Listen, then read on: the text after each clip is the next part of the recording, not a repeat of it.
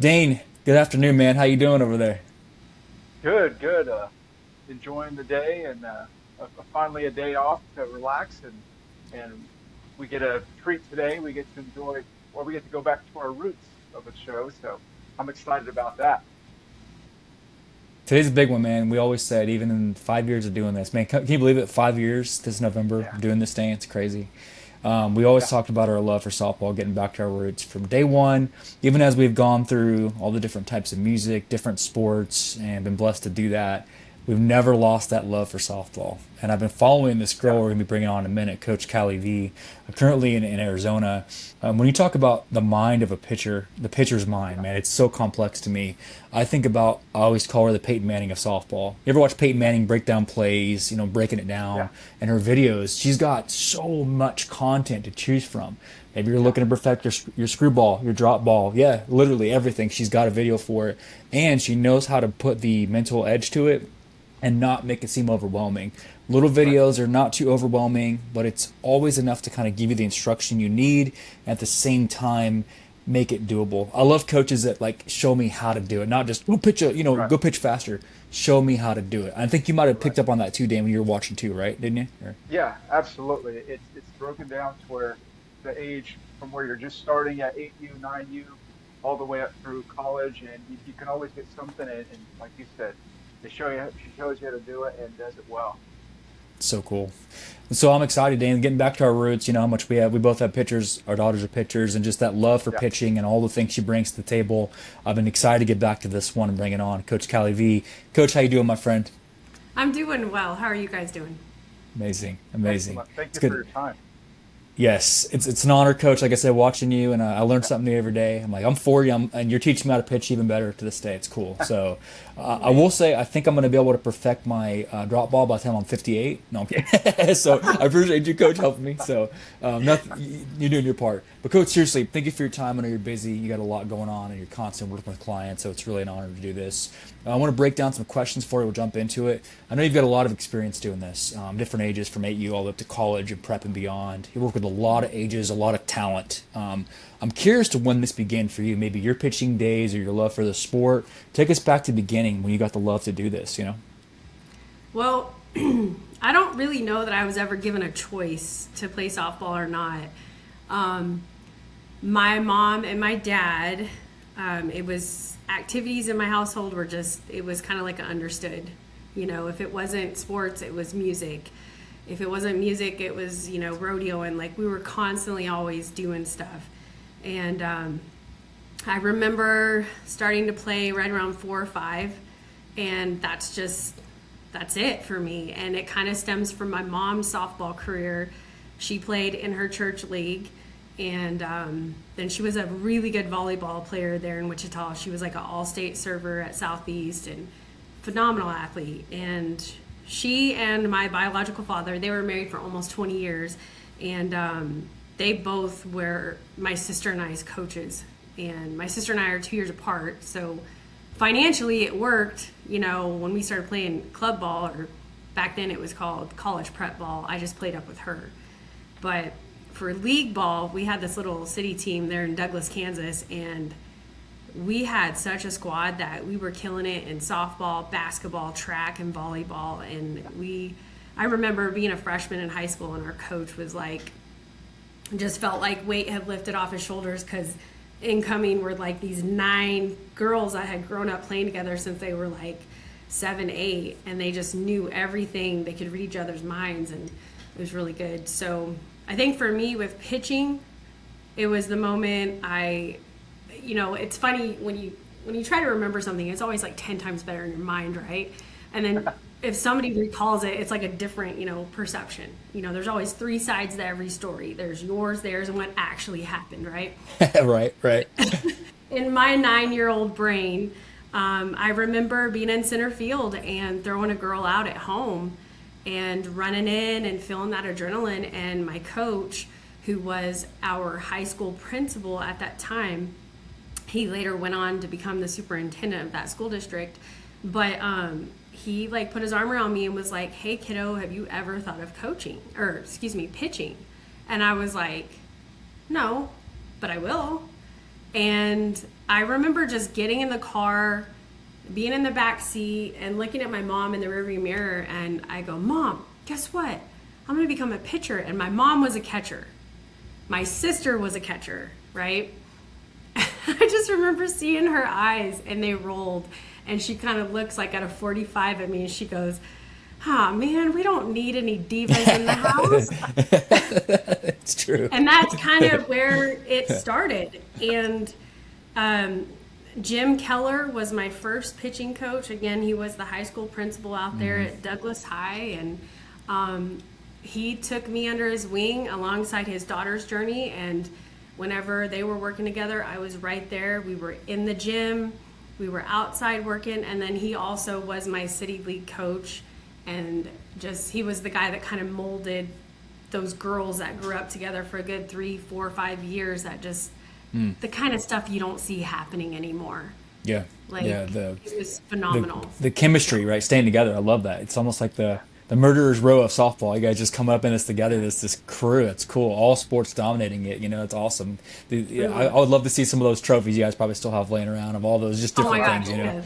It'd be awesome, Dane. That's like you guys, Dane, when you did wrestling. So it's cool. It's cool to hear that connection of where that started from, And 9-year-old you knew you were going to pitch, just calling your shots at 9. It's pretty cool. Go ahead, Dane. Yeah, and back then it was just, both my parents worked in Wichita. My dad worked at Boeing. My mom worked at I believe Wesley Medical Center. She was an MRI tech there, and wow. So they were 45 minutes away from the house. So it was like, on top of feeding the horses and doing whatever else stuff we had to do when we got home, I still had to throw 100 balls against the barn, and my dad had literally spray painted 4 quadrants, and that was my target. I didn't have a catcher. Wow. Getting my sister to catch me, come on. Yeah, right. No. She could only catch me when we got to high school ball, and then even that was a fight. So What a cool story, though. It's like, hey, feeding the horses, doing all this, then you're going to go pitch. I felt good, Dane, about taking out the trash this morning. Coach, you make me look bad. I love it. It's so cool, the things you're doing, But no, I see what you mean. Yeah, go ahead, Dane. Yeah. Whenever you were in those younger days, what other sports maybe did you try out other than softball, or was it just softball from the get-go? it was everything. Basketball, and then when we got old enough to play volleyball and track, and we were just constantly moving and grooving. It wasn't until high school I had to really start making decisions, because obviously track season runs right into softball season. And I was actually really good at track. I loved track. And again, we had that foundational core. We were killing the 4x1. Like, we would even do the 4x4, and we were coming up, winning, making state records. I made state records for shot put and discus. Like, I held the state record for, I think even after I moved, it was still there. And so had to make some decisions. Going into my freshman year, I knew I wanted to go out for volleyball, went out for volleyball. I don't do well with the whole, you're a freshman, you have to do this mentality. Right. And there was this girl that just always, if she had a moment to make a jab, she made a jab. And I remember towards the end of practice, she was just a sophomore, and she had turned around and made a comment like, oh, you guys have to pick up the ball as freshmen. And I picked up a ball and I threw it right in front of her as she was walking. And I was like, you were a freshman last year. I was like, get over yourself. Be humble. Yeah, be humble. Yeah. And needless to say, I think I did volleyball for 2 years. And I just decided, this is just extra crap I don't need. The coach, it was just weird. And then basketball, I loved basketball, but softball was the first love, right? Softball was just where it was at. So basketball, I had uncontrolled emotions. Like, it was nothing for me to kick a ball or take a girl out. Let's take the ball. Let's direct that emotion into a pitch. I see what you're saying, Coach. So are you a fan of, Dane, before you take 2, Coach, are you a fan of kids doing multi-sports? I know every coach has a different thought about that. If you're looking at it now, how do you feel about that? Is that a good or a negative, or what do you think about that? I am, but I think comparing it to today's day and age and the responsibilities and the things that are being asked of kids to do today, that You know, back when I played, it was a college prep team. We played in a certain season, and that was it. And then we played, you know, within city leagues and stuff like that, just to keep getting reps and getting better. To me, it's like comparing apples to oranges. Gotcha. I see. Yeah. Yeah. I love it. I think it's great, but like Too overwhelming sometimes. Yeah. You what? Maybe too overwhelming sometimes with the amount of Yeah. things, right? So. And I mean, a lot of people will say, well, Carlin Pickens did it. Like, she could have went to D1, you know, to a D1 school for volleyball, basketball, or softball. I'm pretty sure she had all offers on the table, right? Yeah. But Carlin Pickens is also built very different than most female athletes. Like, she is a unicorn, right? Yeah. And also you have to look at the part of the United States that she was growing up in. You know, you get out here into this 6A region, like the region my daughter plays softball in, it's the 6A Premier region. Like, these girls go on and play at Texas Tech, OU. Like, it's crazy, the kind of talent that's out here. So it's really tough to lean in and do 3 sports. And then, like you said, the amount of pressure on them, all the responsibilities. Now people think, well, I was able to play 3 sports and I didn't have to go PT. I didn't need to hire a strength and training coach. Well, today you kind of have to. At like 14 too, you know what I mean? It's like crazy how young at the same time they have to do it. So yeah, it's insane. You're right, Coach. You're right. It's preventative too, if you look at it like that, because you're putting all these different stresses on these girls, on these athletes that I didn't have. You know, I had responsibility. Like, I mean, my sister and I would get up at 4 a.m. and have to go bust the water in the front pond because the horses needed water, you know, and that was how our morning started. It's different now. These girls have social entities, bullies, whatever. They're coming through, you know, their phone. Back when we were all going to school, if you had a problem with somebody, it was, I'll see you after the bell rings. Right. On the playground. You know, yeah, like, man. now Yeah. you can't even hash it out like that. So I think there's a lot of things that are just getting their attention, and a lot of parents don't know how to separate that, or how, I'll even say, protect them. Yeah. You know, because they don't know. Like, our generation, we had a landline, and then we had dial-up, and then, you know what I mean? Like, we are the last of who had both. Yeah. You know? Sometimes I still miss those days. Yeah, you're right. No, Coach. It's like the different structure. Everything now is it's agenda. Hey, if you're going into it, I've got kids. I see kids. Dane and I talk about this 10, 12 youth sometimes with like scout stuff. Like it's insane to me, but it's how it is. The game has changed, right? It's just what it is. So obviously the game has grown a lot, and I see your influence is cool. Like I said, when I look online, man, I watch, because it also is a tool. I love that you're able to take the message and spread to so many more people. There's pros to it as well. So many more people get to see your mindset and technique. If it was always used for good the way you do it, I think it'd be great. The influence, the inspiration that you're spreading around the world is really cool to see. I know you mentioned Pops a little bit, and maybe there's that coach and Douglas. I know now as the game has changed for you and evolved, you're constantly staying ahead of it and relevant and getting to these kids' attention.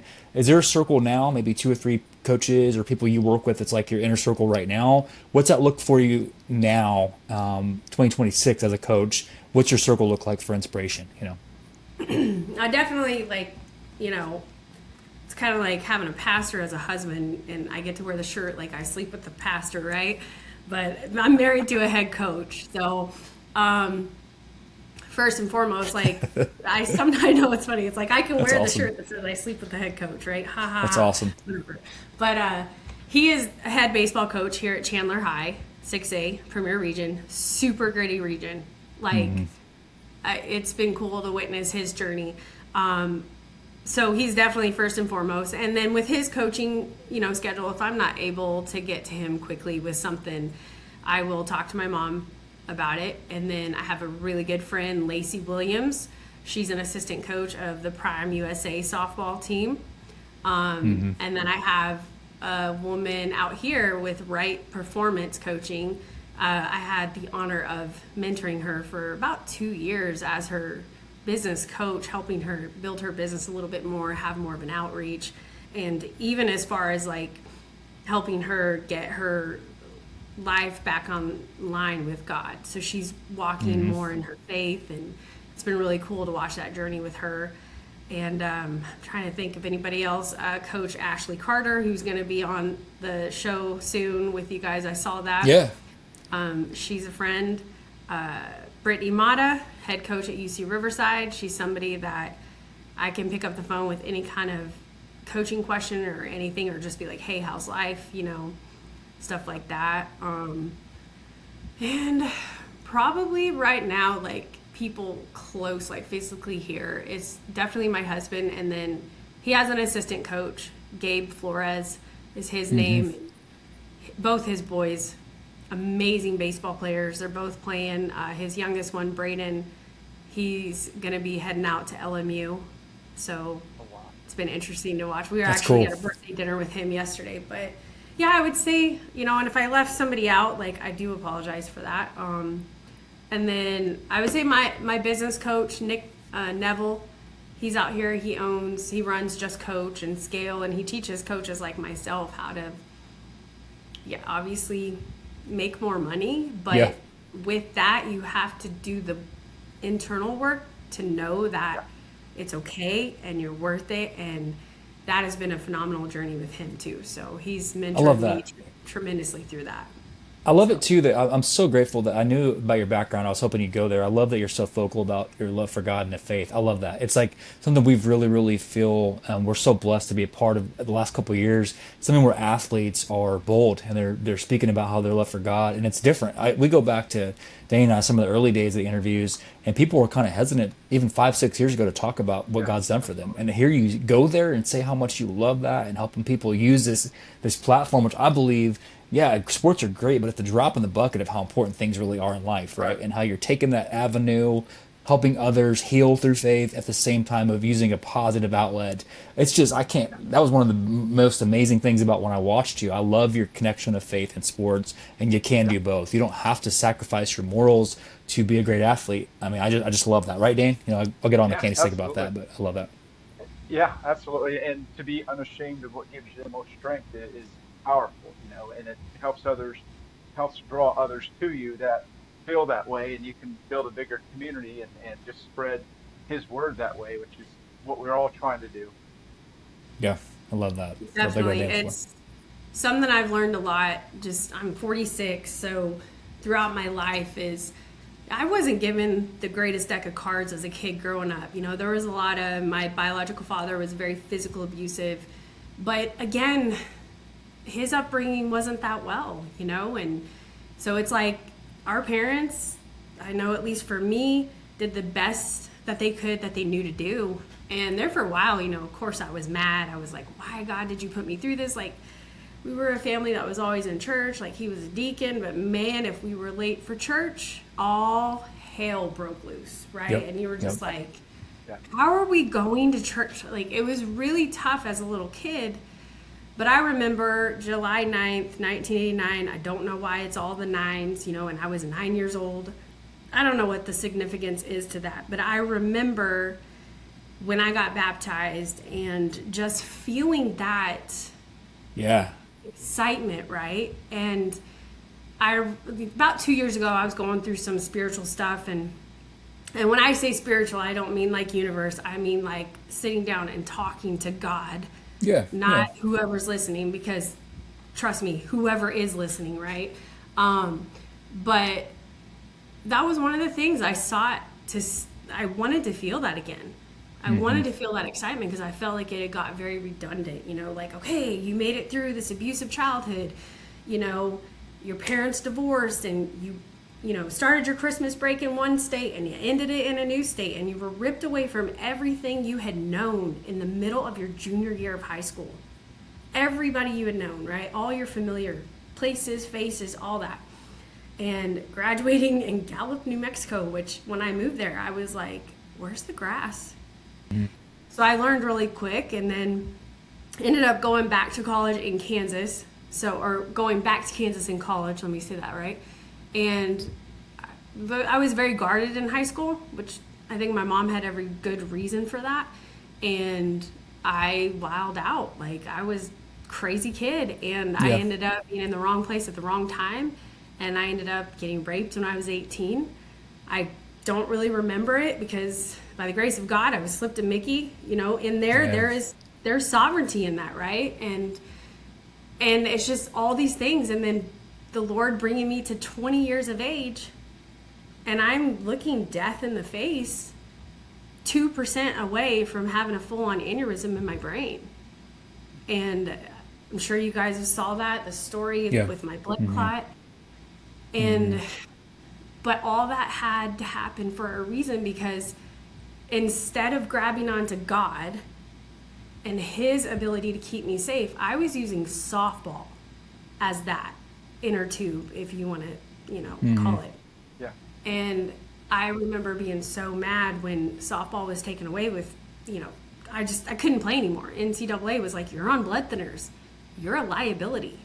Like you have been diagnosed with a genetic blood clotting disorder. And I remember talking to God and just being like mad at him, going, why didn't you just give me a tumor? That they could have just done surgery and pulled it out of my brain and I could have just went on. And God was like, no. But you're speaking real life, Coach, because so many times people it's easy to give God props and credit if there's nothing wrong. Like if everything's great, job's going well, kids are listening, health is good. But you're talking real life, and I think that's one of the reasons why, as a mentor, not just a softball coach, but in life, I think why people gravitate towards you is because you're not fake. You don't hide the real, but you also talk about a way to get through that. Hey, this is what happened to me.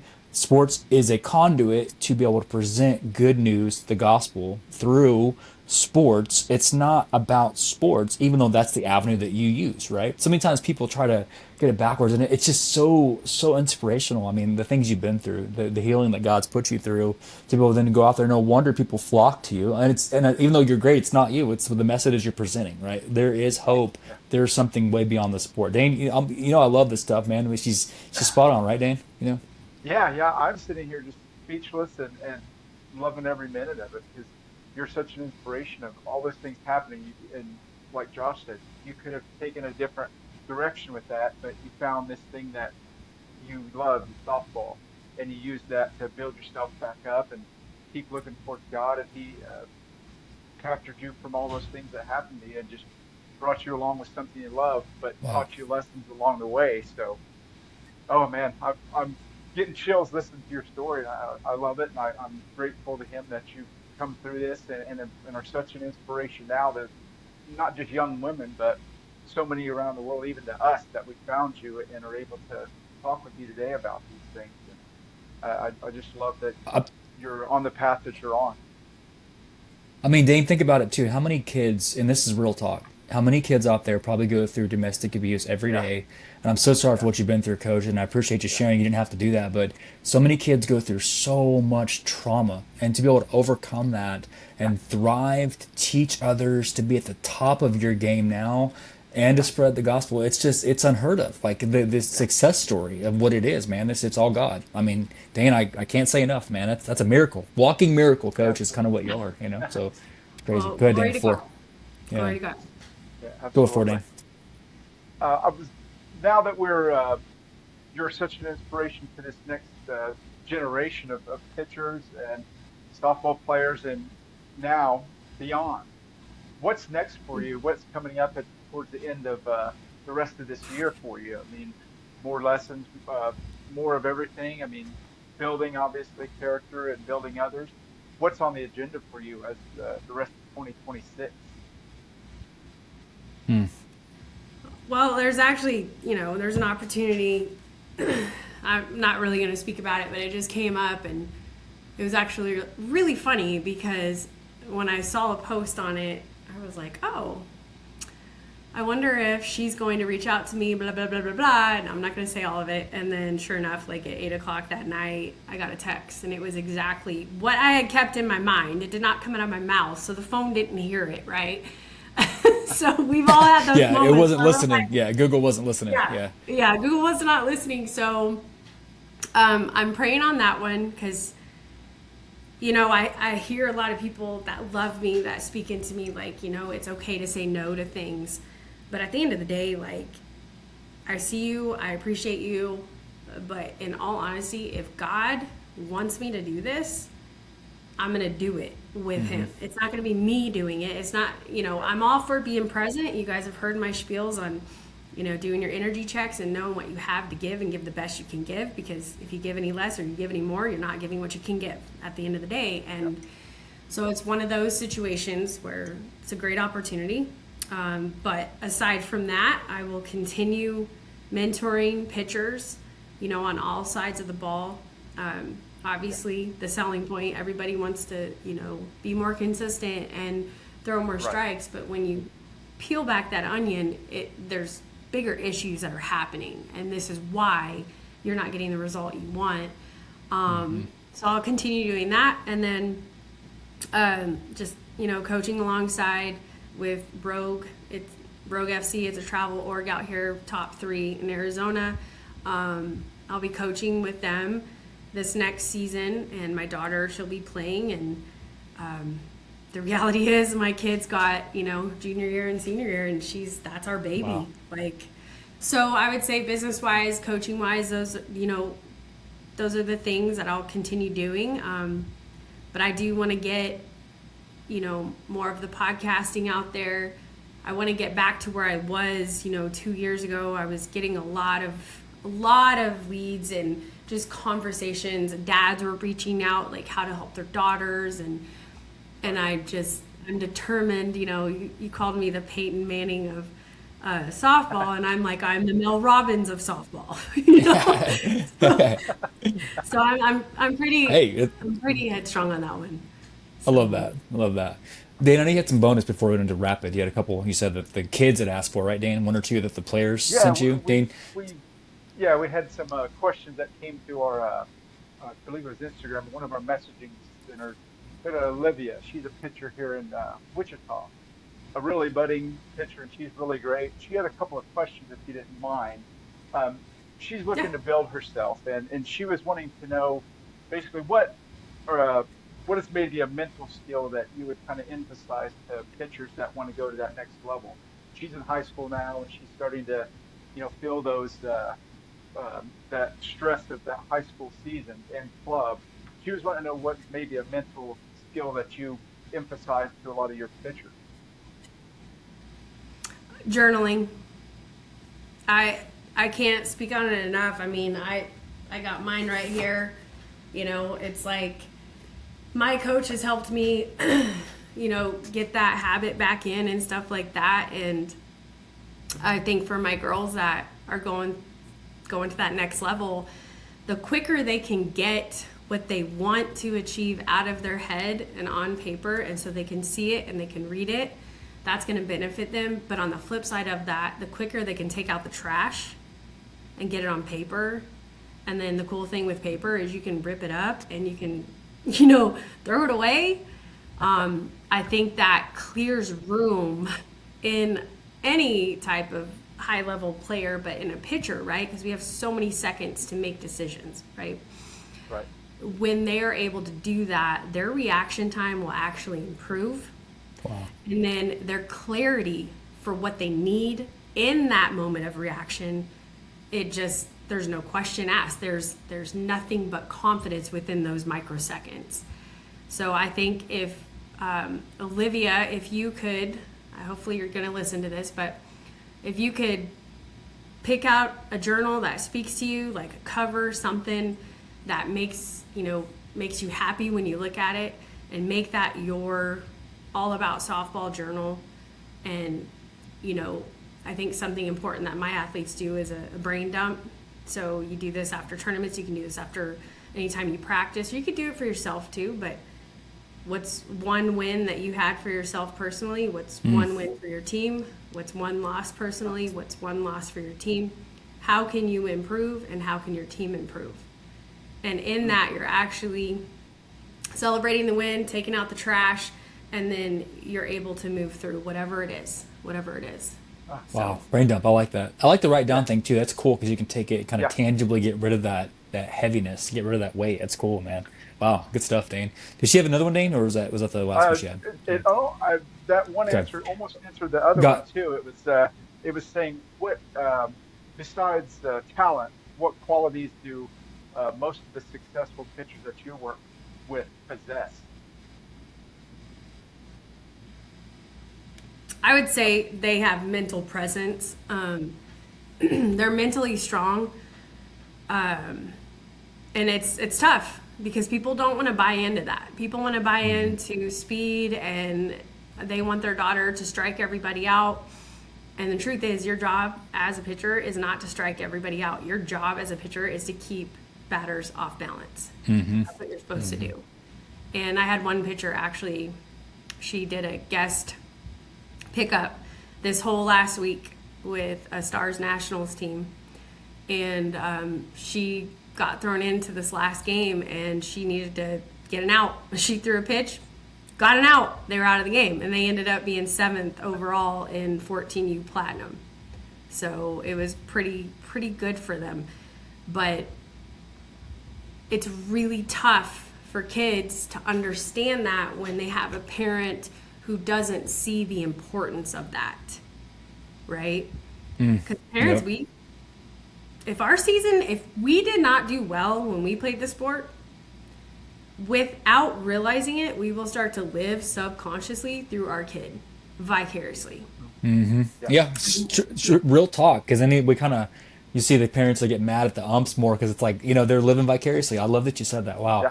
Coach, I could stop right now because I got notes for days. I'm looking at this. I'm like, okay, take him back, take out the trash, throw it away, let it go. The mental game, the toughness. And I'm thinking back to some of the influences. I could stop right now, but I can't because I got to bring you into the segment that we're going to do to make you laugh called Rapid Fire. I promise you, in all the years of media, things you've done, Dane and I are pretty proud of the segment. I guarantee you've never had this segment before. So what we're going to do, there's 5 questions that we're going to present to you. You've got choice A or B.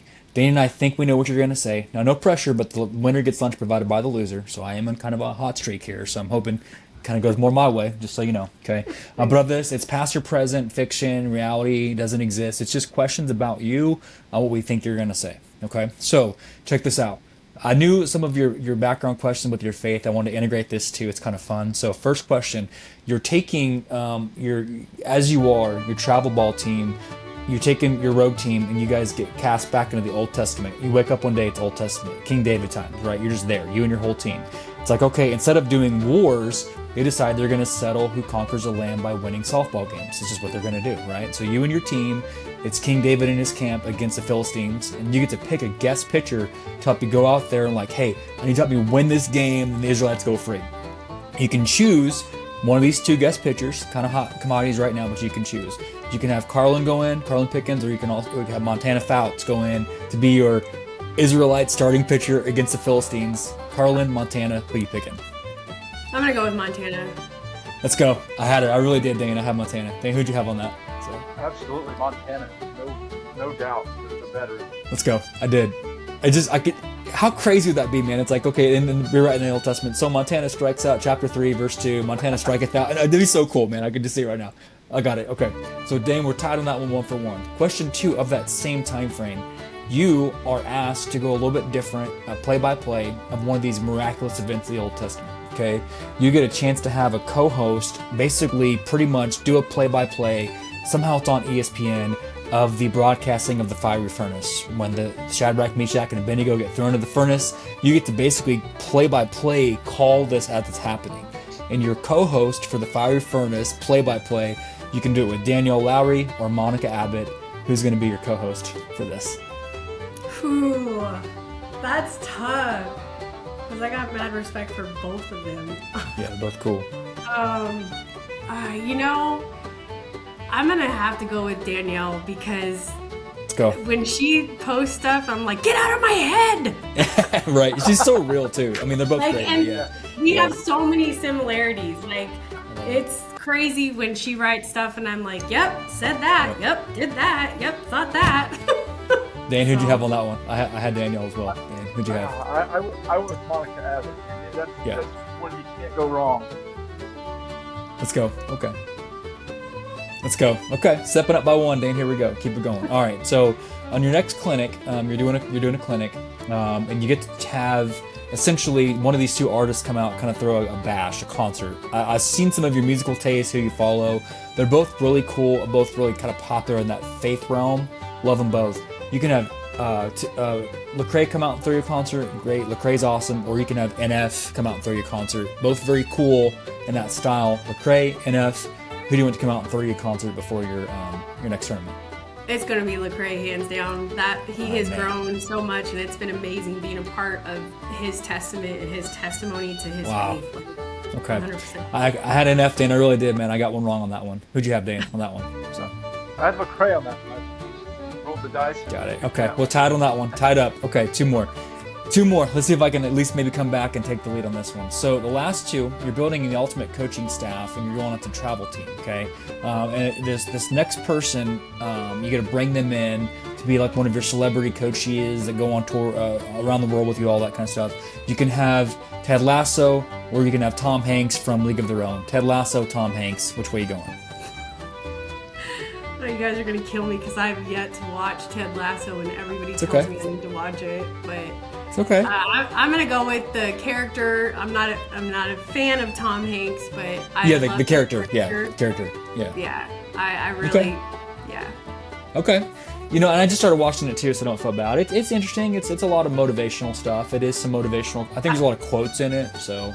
Well, it's funny because I've had a lot of my husband's friends that coach with him that are like, you're literally like the Ted Lasso of softball, and I'm like, what? I'm like, I haven't got into it, so maybe I need to already. Last one. So they're gonna make an audio. They're gonna make a book about you. It's coming out in 2030. Okay, it's gonna be called, Never Stop Striking or something cool like that. Kind of a cool, gritty title. And two of these people are like, hey, we want to do the audio book. We want to speak it into Audible and just read the book and be the voice for your narration. Okay, both have cool voices, but you got to pick one. You can have Sir Ian McClellan, Gandalf, or you can have David Attenborough, who's like a nature documentary guy, read the book for you. Ian McClellan or David Attenborough, who's going to read your book on Audible? Probably Dave. Let's go. I had that one. I really did. Dan, who'd you have? Did you have David or Ian on that one? I had David on that one. For Trials of Life. I remember that from back in the day. It's great on them.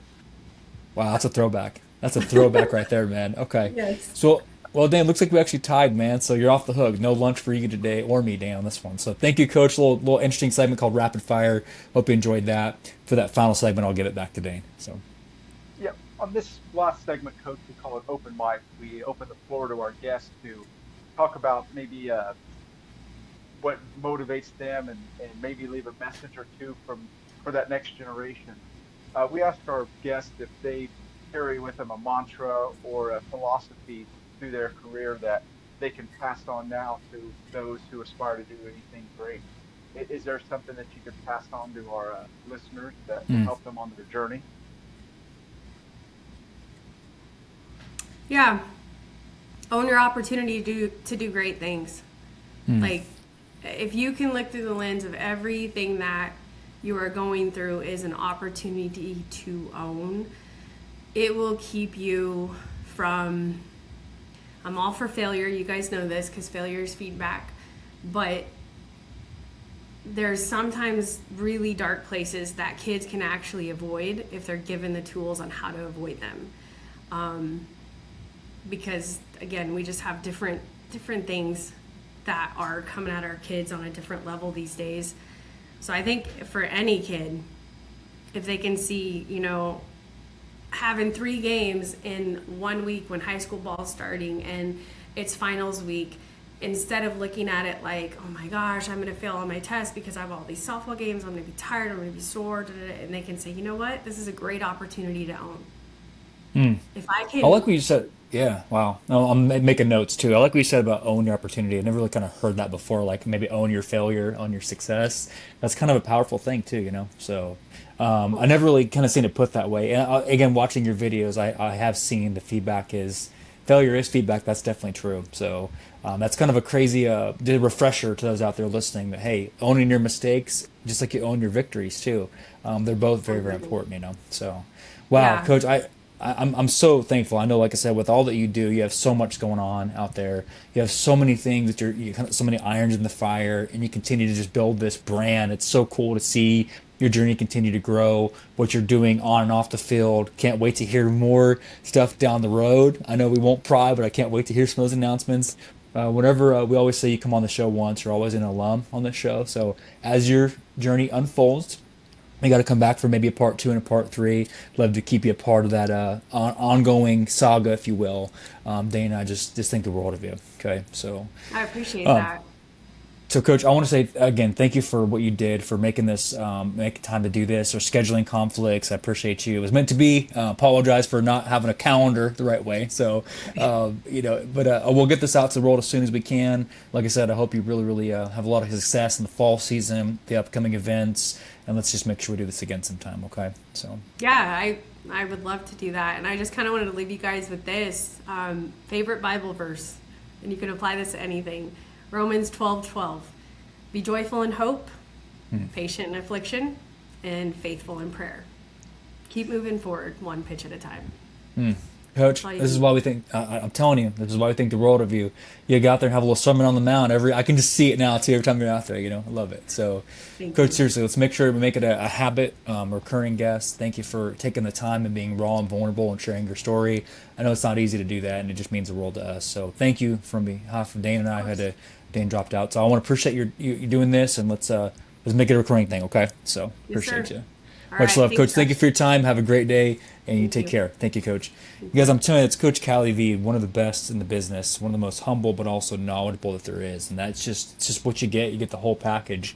Can do it all, but doesn't brag about it. Wants to help others. Has done it at the top of her game for a very long time, and a love for people. You can see it if you watch one of her videos or just see what she says to others. She really has that heart in the right place, wanting to take the message and share what God has done for her in a positive way. So that's the best coaches, the ones that know it's not about themselves, give back to others. So, you guys, it was a great way to kick off August, one we've been waiting for a long time, and did not disappoint. So, very blessed and honored to get to catch up with Coach Kally V. It will not be the last time we have her on. So, very, very grateful.